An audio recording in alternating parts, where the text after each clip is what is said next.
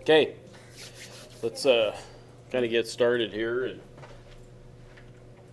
I'm not going to talk a whole bunch today, but there's a couple things we didn't get through. One was the scoring and who the winner was from that first round, which I'll be happy to show you here in a little bit.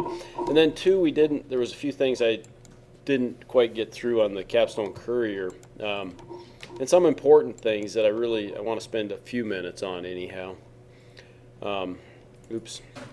I'm going to use the smaller version here. Hopefully you guys have your Courier up. It's just a little easier then for me to navigate back and forth. But we'd kind of gone through, a lot of this stuff in the production analysis. Spent a lot of time on that. But we hadn't gotten down to the market segments, okay, and how important. Wait, did you make your team mad, David, that nobody's here for you? Man. You guys did pretty good. Yeah, I can't believe they're mad at you already. Gosh. Anyhow, there's a lot of stuff in here, that's important. And obviously, your buying criteria and those types of things. That stuff, some of that was on the situation analysis. Right?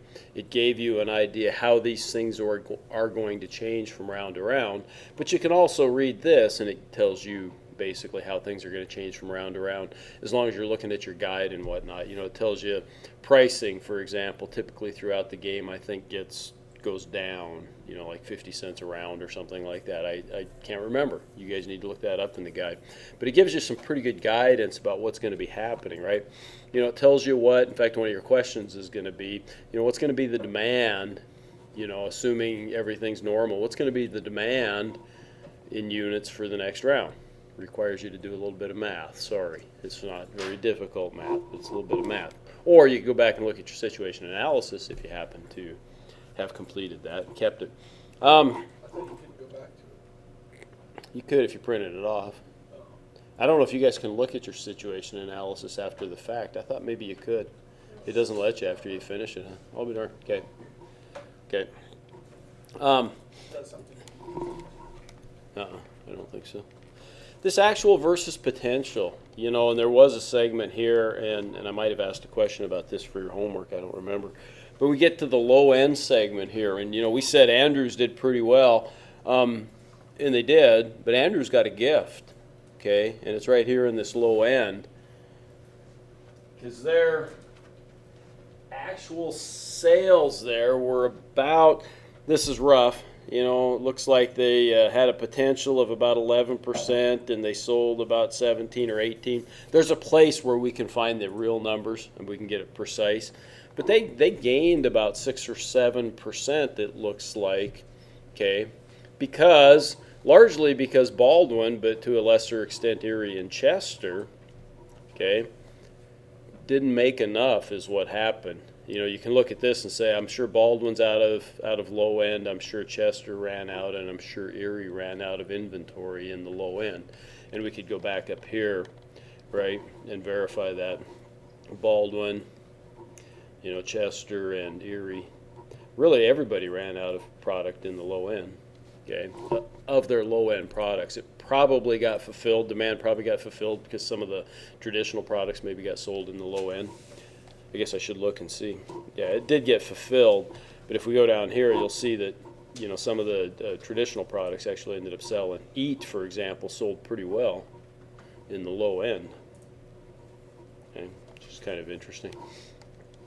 Okay, so later, I'll probably ask you some questions about this, the demand, the actual versus potential. That'll be math. You're going to have to go and figure out how many more sales they could have gotten, and then I'll press you a little bit further and say, what would their before tax profit had been? Okay, so then you're going to have to mix in what the variable costs were for those products and some things like that. Okay, so there'll be a little bit of math. So study that. It's also, it's important to know, like I said, Andrews was given a gift. What's that mean? Well, 6%, so they ended up selling 6% more than they should have, or 600,000 units. Okay, 600,000 units at what, $20? I'm doing this just off the top of my head. Okay, when you guys get to it, I'll expect you to get the calculator out. But 600,000 units at $20 a unit, something like that, right? What's that? That's $12 million in extra sales that Andrews was the beneficiary of. Okay, it's also in Baldwin's case. Then looks like they 5% they gave up. So Baldwin gave up then, roughly $10 million in sales. Baldwin could have had an extra sales. Okay, what that would have meant to the bottom line, we'd have to go and look at the variable costs and those types of things for that specific product. Okay, and they may have sold more than one product in that segment, so it can get a little bit more complicated, But that's an important thing to look at and kind of follow. Okay, and you can look at it here. When I look at is there some small differences up here in the traditional? Yeah, I'd probably shrug my shoulders there. It's it's fractions of a percent, right? No big deal. Okay, but here that's pretty obvious, right? And not a big deal there. So the chart's kind of nice. A little bit of a deal there. Andrews gave back some there, I guess you could say, because they had higher potential than they had actual. And same thing there, they gave back some because they had higher potential than they had actual. Okay. So visually, you can glance at this and get an idea whether or not there was something major going on there, right? Baldwin could have sold a lot more in the low end. Their product was positioned well. Okay. The other thing that you might want to look at this for is Baldwin could have had, it looks like, about 25% of the market. Well, why? Why? Yeah, that's what doesn't make sense to me, because you say their product was positioned well, but every single product in the low end was positioned the exact same. Well, not quite. Ferris's product was a little bit off, but what about the buying criteria? What is the positioning a real big deal in the buying criteria? What's the buying criteria in the low end? Customer buying criteria. Price is first. Yeah, but our price is lower than theirs. Yeah, but we ran out of stuff. We ran out of inventory. You guys are team Erie. Yeah, but they still had a higher potential. That, Okay, what's the next most important thing? our Age. is the same. Okay, then what? The only thing that they had was more promotion. Or could it possibly have been they have a higher potential share because they could simply produce more? Was their production higher? Whose price was the lowest? Ours. Yeah. Well, ours. You guys are Erie. Yep. You guys are $21 a share, and Baldwin's $20 a share. Yeah. So yeah, as Gilda Radner used to say, never mind. Okay, so price was probably the big deal there. Some of the other factors may have been contributing a little bit one way or the other, but price was probably the big deal because it's certainly the number one buying criteria. Okay, like I said, we'll get some nuanced things every now and then where a revision date might matter. Usually those become a little more fractional, a little more marginal types of things. Okay, but we'll get some of those at times. So, but they can be important. Again, as we get to bigger and bigger sales, a 1% difference might be huge. Early on here, a 1% difference is, maybe it's not such a big deal, but that gets to be a bigger and bigger deal. Okay. I don't know why, I don't tend to look at the accessibility a little bit. That's probably, those should come from your spending on marketing, right? And how accessible it is. I think that's your sales spending that affects that. I tend to look at the numbers down here. Oftentimes I'm more of a numbers person than I am a graphics person, just because of how my brain works. People's brains work differently, so sometimes I've gotten so I like the perceptual map. I used to not even look at that, but I've gotten so I really like that. So I guess you can train your brain maybe to do some different things too. So, okay, but look at these.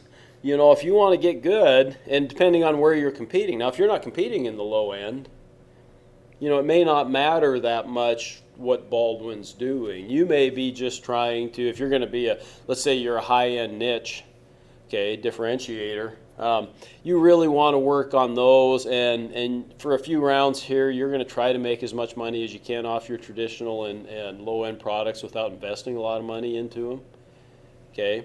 So you may not really care what Baldwin's up to in that case, right?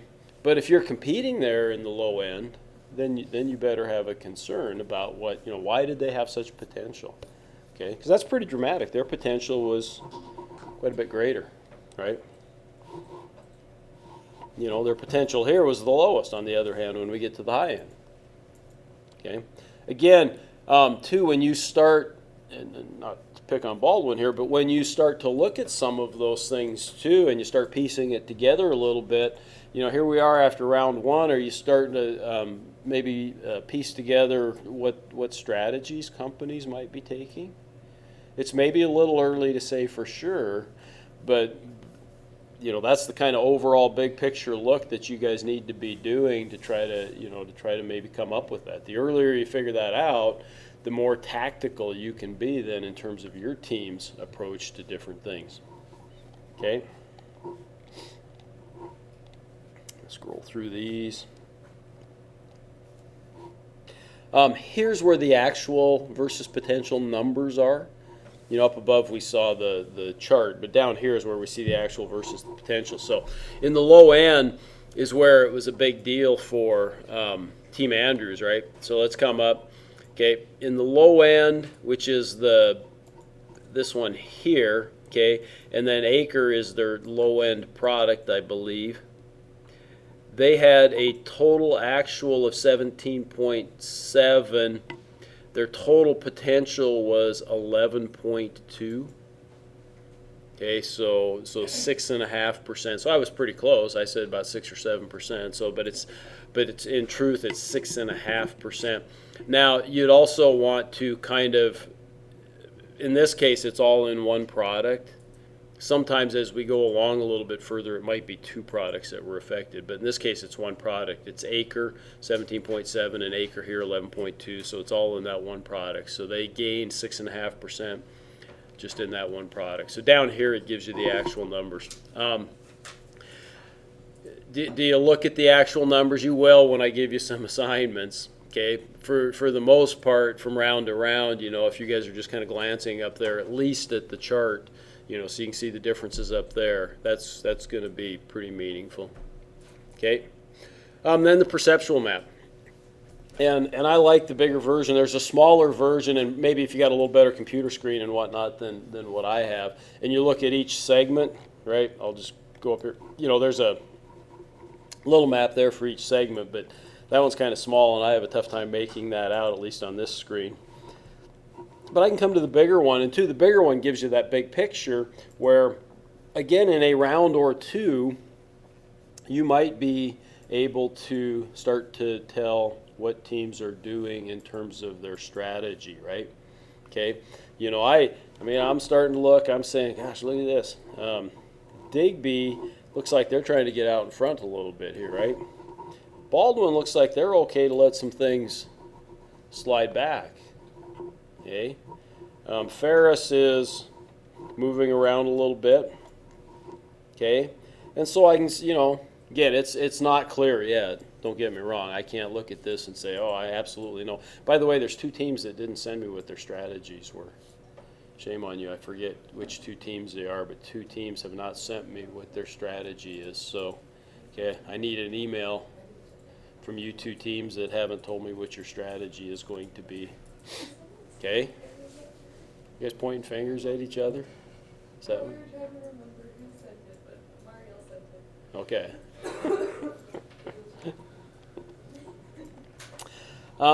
Human resources isn't going to matter this round, but next round this will become maybe a little bit more important. We'll sure look at it because you guys get to make some HR decisions in the second round. Okay, HR decisions that will have an effect. The bottom line on this one generally that I end up looking at is the productivity index. Okay, because your decisions will ultimately affect the productivity index. And so if your productivity index is 110%, basically that means you're getting by with 10% fewer workers. That's not a precise number there, but basically that means that you can get by with 10% fewer workers because your workers are 10% better, right? Okay, and so guess what? You're going to save on labor costs in that case. Okay, so that's a important thing. Now, investments in that, unlike, remember I said investments in automation don't really affect your bottom line all that much because you're just trading assets. You're trading cash for equipment in that case, say, but an investment in HR is going to be an actual expense. Okay, so it's going to be a bottom line expense, but again, it's also going to benefit you for the rest of the game. Okay, it never goes away. So an investment in HR, that improves your productivity by 10%, say, that would be a huge jump in one round. That would be a really huge jump in one round. But if it does that, that's going to have that 10% effect for the rest of the game. Take a look at your, labor cost, okay?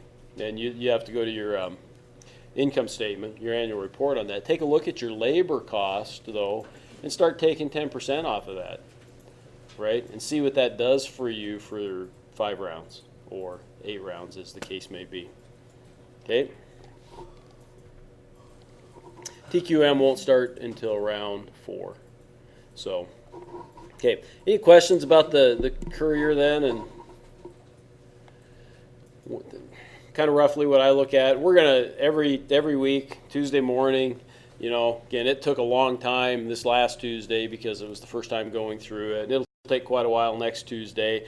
About midway through the semester, I'll probably get up here and talk for 20 minutes or half an hour or something like that about it. And sorry, Garrett. I know that you like to listen to me blab away, but it'll. I could tell jokes, sing a little bit, do some things like that. Try to keep Garrett awake. Yeah, bring coffee and donuts or whatever. So, okay, let's see who won that first round, and then I'll also take a look at the assignment for those of you that weren't winners.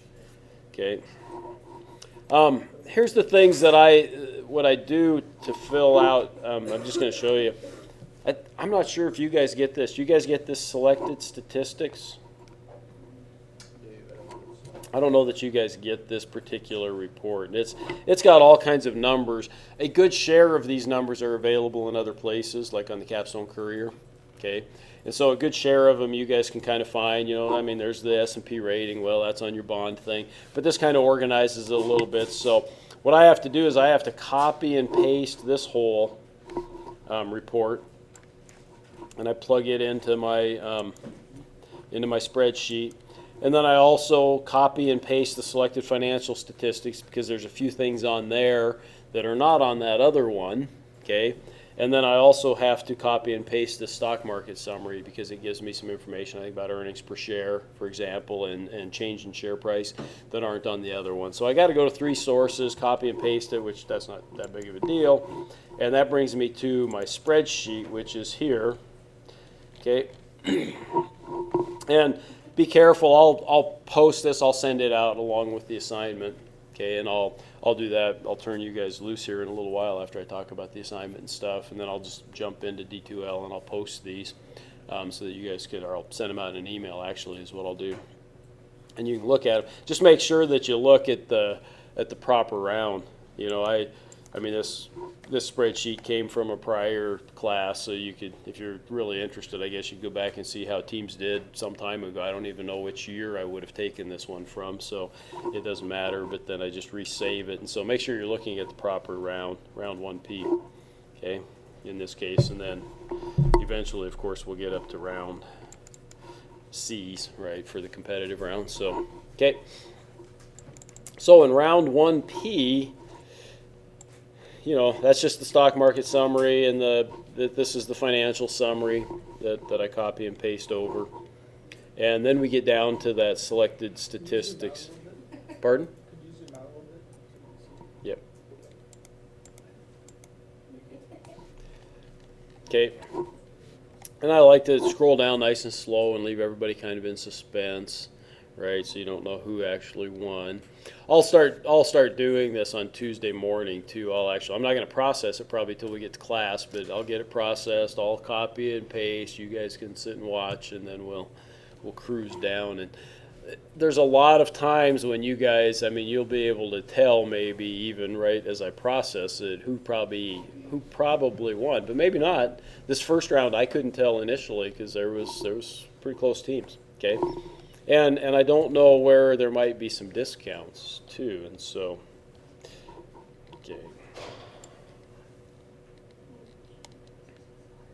Okay, so earnings per share, Chester had the highest earnings per share. Chester also had the highest ROE, followed by Andrews in each case. Contribution margin, though, Andrews had by far, not by far, but quite a bit, the higher contribution margin. Stock price, Chester had the best moving stock price. Profits, though, Andrews had the highest profits, so we're a little bit back and forth here. Cash flow, Chester actually had the best cash flow, and that's a fairly small item. Strategy, I didn't. It's too early to tell, so I wasn't going to dock anybody for their strategy, where they're going with that. So we look at the total then. Chester leads, followed by Andrews. What's the Digby's the computer team? Yeah. So Digby's in third place, but not, it's quite a ways behind and not that far ahead of other student teams. Are there any discounts? Yeah, emergency loan, Erie got a discount for their emergency loan. It was over $5 million is kind of my cutoff there. Leverage, Digby, the computer team, got dinged for leverage, and we kind of saw that when we looked at it. 2.25 is my number there that I use. And quite a few teams, 1, 2, 3, including Andrews and Baldwin, got dinged, and Erie for working capital. Those are the three things that could be negatives. So we come up with a total. Chester a 97, that's pretty impressive. Okay. Now the bad news about that is that means that and he's running solo. That's our distance guy, Tony. He's running solo, and the bad news about that then is that he's the only one that's exempt from doing this week's assignments. So that means I got more assignments I have to correct, right? Because you guys all have. I could waive it. Really? Practice, get it back into the swing of things. You guys come up with some good ideas sometimes.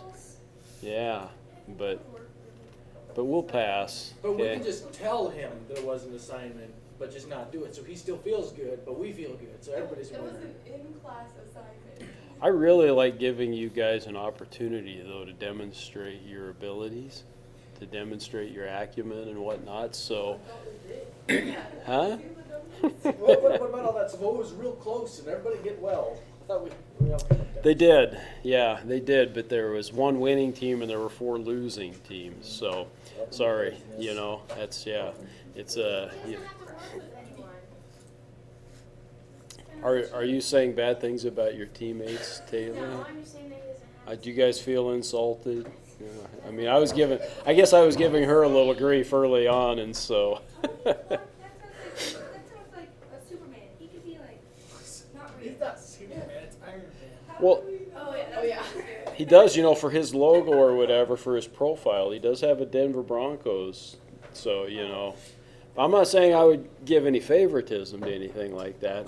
Like 40 points for that alone. Oh, no, he gets 40 plus. Steven. He gets 40 plus for All that, in favor man. I of tell docking you. him for being a Broncos fan, raise your hand. You know what's nice about the game is that I don't really have any control over it. So So basically, if the Broncos lose the Super Bowl, he gets docked for 40 points. Pretty much. no. He should get docked even more because they made it to the Super Bowl and they're the first losers. We're docking you, Tony. Are you still recording? Yeah, I'm still recording. So hey, Tony, don't listen to these guys. This class is not a democracy. It's an autocracy, and I get to make the rules, fortunately. So. Okay, let's take a look at what the assignment is, to give you guys a chance to ask questions if there are any. Okay, there's 4 questions, although 2 of them have 2 parts, so, sorry, There's 6 questions. kinda. Will you need to write this down or is this somewhere? Nope, I'll send these out in an email, and so you'll have it. Probably the best way to do it is just come and, below each one of these, hit your enter key and, hit your tab then maybe and put your answer. Okay, and that's fine. And if you want to make your answer in italics or a different font or something that would make it easier for me to read, maybe that would be wonderful. But or at least leave a line between them or something. You could add an extra line. So Okay, so the first question is ROA, return on assets, equals net income divided by total assets, right? Because return on anything is net income divided by whatever that anything is. Get used to that. Okay, I'll ask a lot of return on questions probably. So return on assets is net income divided by total assets. Do we want this ratio to be higher or lower? That one's pretty simple question in terms of you got a 50-50 shot, right?